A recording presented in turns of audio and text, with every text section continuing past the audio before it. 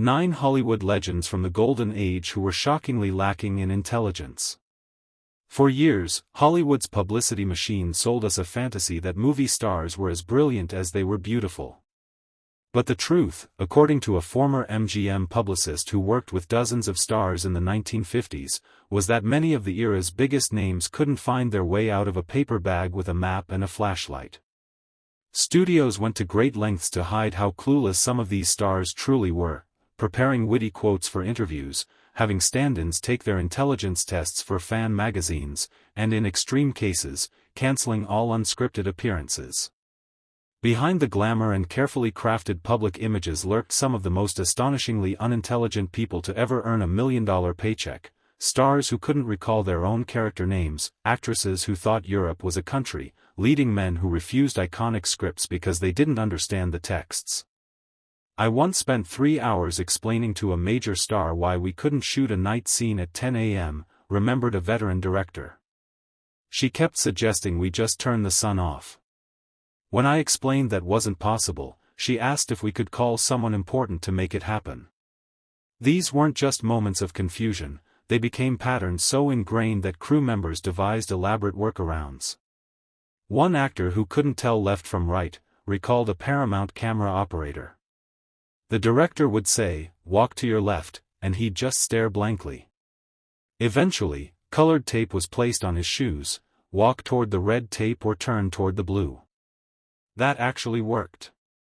What's especially fascinating is how these stories starkly contrasted the sophisticated, worldly images stars projected on screen, the suave leading man who couldn't read his contract, the witty comedian who thought Africa was a continent with kangaroos. But before exploring the gap between image and reality, let's start. 1. Jane Mansfield. 1. A sex symbol who claimed a genius IQ but asked a reporter if Europe ever had summer. There's no front line in Vietnam. You know, it was in Benoit. There's no, the fighting is everywhere.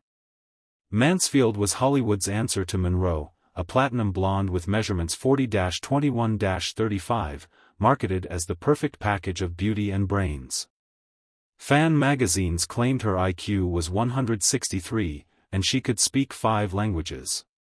Photos showed her reading philosophy books and soaking in bubble baths. Her press kit boasted she studied for multiple advanced degrees. But behind closed doors, Mansfield could barely keep up with basic conversations, according to a makeup artist who worked with her. She once asked why the studio didn't move California closer to New York so people wouldn't have to fly so far. She was serious. Her geography was a running joke among crews. During a European press tour, she asked a British journalist if Europe ever had summer or if it was always just England weather. The journalist thought she was joking until she asked if Paris was that place with all the British people. Mansfield played the ditzy blonde routine, but she couldn't turn it off. A late 1950s co-star recalled she'd memorize big words but use them wrong, frustrating directors who devised color-coded systems to help her understand directions. Jane, "This is a blue scene," meant be sad, "This is a red scene," meant be angry, explained a script supervisor. Anything beyond primary emotions was beyond her reach. Mansfield's obsession with the occult added another layer. She was fascinated with Anton LaVey, founder of the Church of Satan, and couldn't grasp why it might hurt her image. "Devils aren't real, so how can it be bad?" she'd say, according to a publicist. She also couldn't recognize when she was being mocked. Directors admitted flattering her with nonsense just to see her respond. One told her she had transcendent perpendicular energy, and she spent the day bragging about it. Despite all evidence, Mansfield insisted she was gifted intellectually, claiming her confusion was part of her sex symbol persona. Those close to her knew better. The saddest part was watching her try to participate in serious talks. She'd memorize a few highfalutin phrases, drop them randomly, and panic when she realized she'd messed up. 2. Sonny Tufts. 2. The child of 5 who should be able to do it, said a veteran director. Sonny Tufts, the human punchline, became a liability. Comedians in the 1940s and 50s made him a punchline, his name shorthand for incompetence. Despite starting with every advantage, born into a Boston banking family, Yale-educated, handsome, Tufts became Hollywood's most famous catastrophe. Sonny wasn't just dim. He was a perfect storm of stupidity and alcohol, said a Paramount manager. He once appeared on the wrong set, not just the wrong stage, but the wrong movie, arguing he was the star because of his face. His confusion about basic requirements was legendary.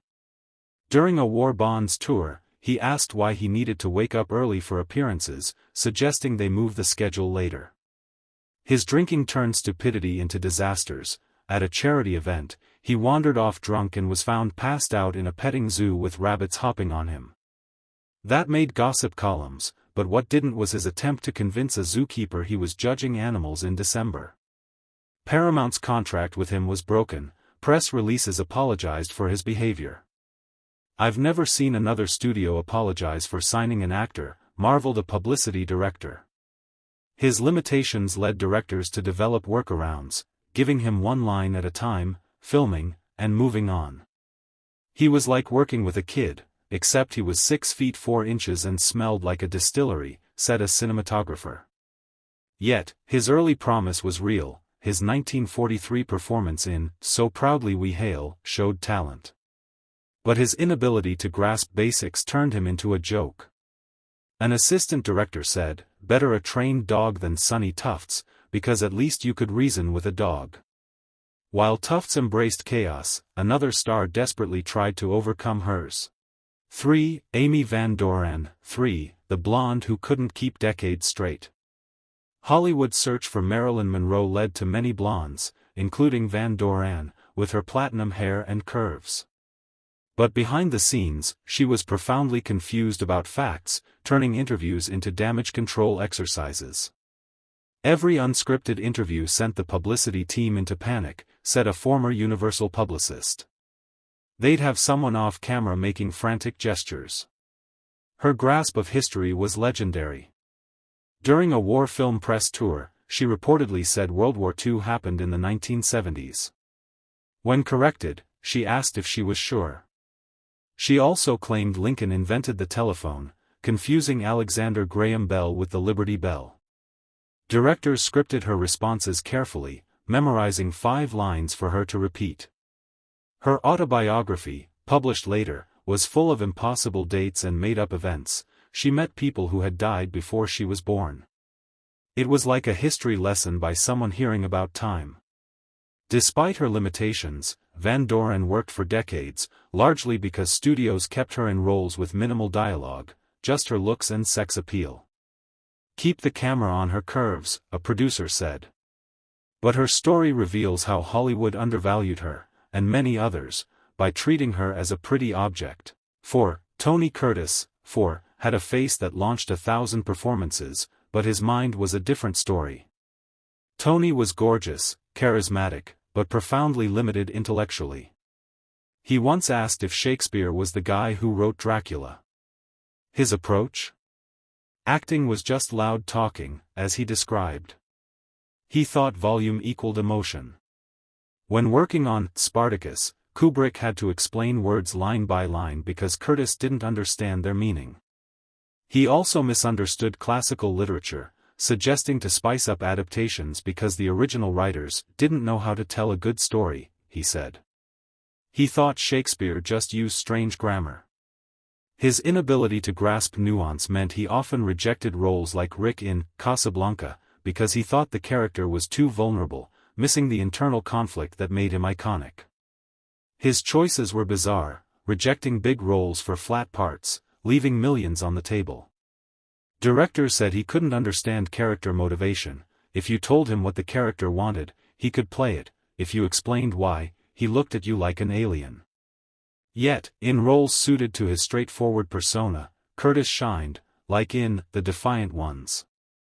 His natural charm sometimes overcame his lack of intellect, proving that instinct and emotion can compensate. 5. Tab Hunter. 5. Was a teen idol whose career was hampered by mental health issues. Warner Brothers kept him pretty, singing, and away from unscripted talk. But Hunter was so limited that he often forgot his blocking, walking in the wrong direction or standing out of frame.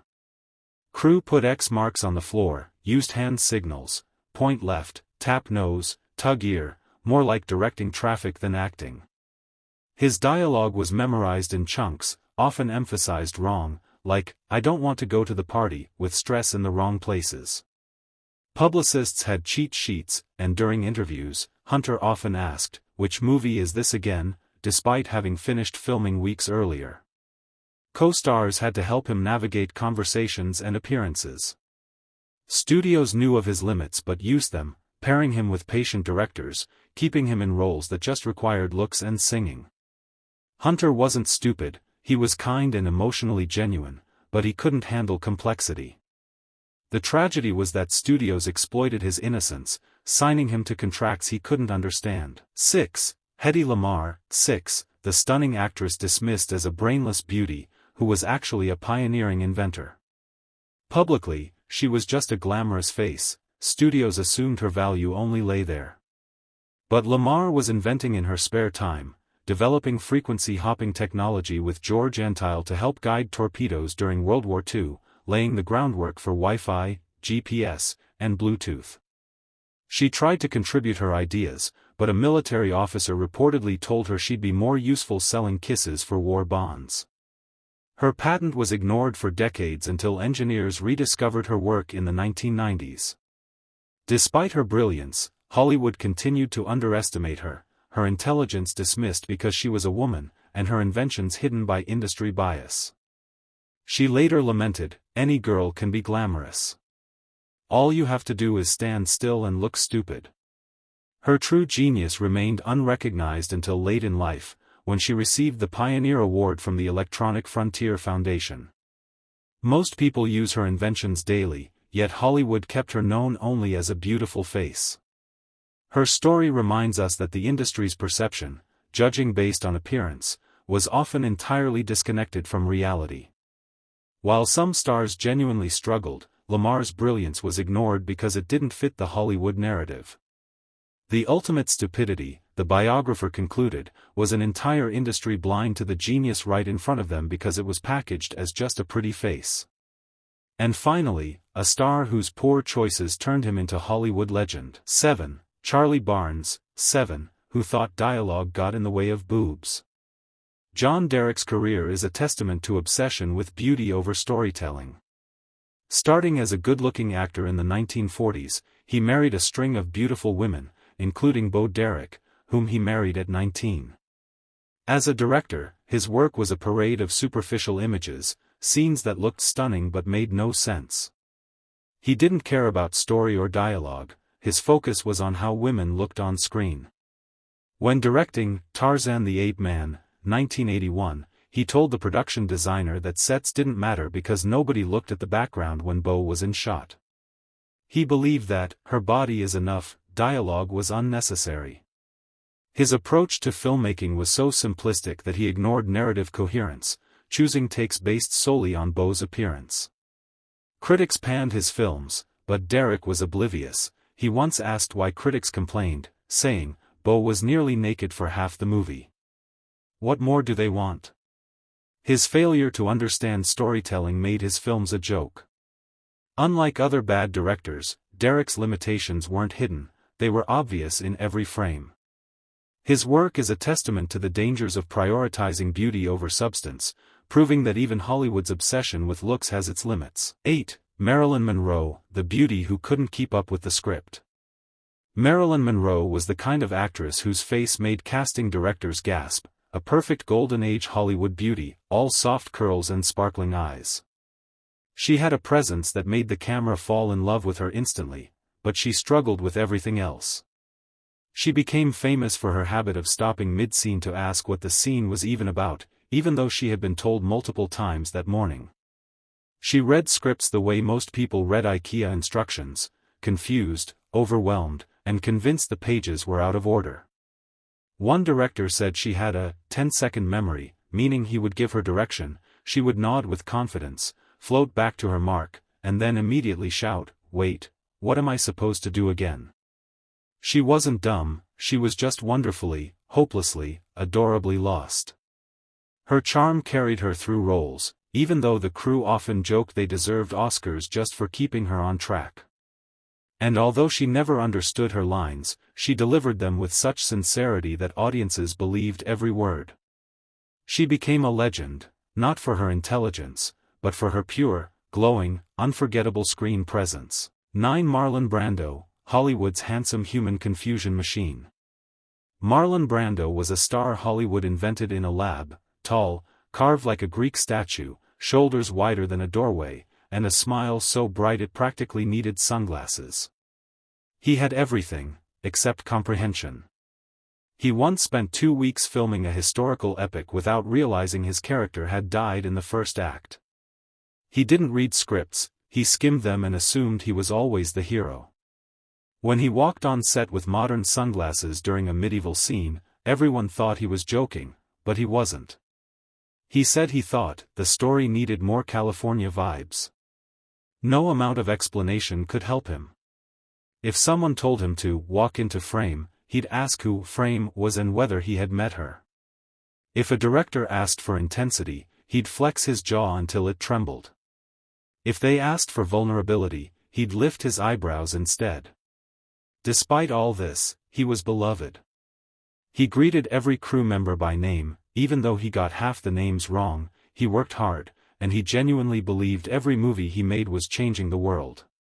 His sweetness, combined with his complete lack of awareness, made him a legend, the kind of star who didn't need brains because he had charm, muscles, and endless enthusiasm.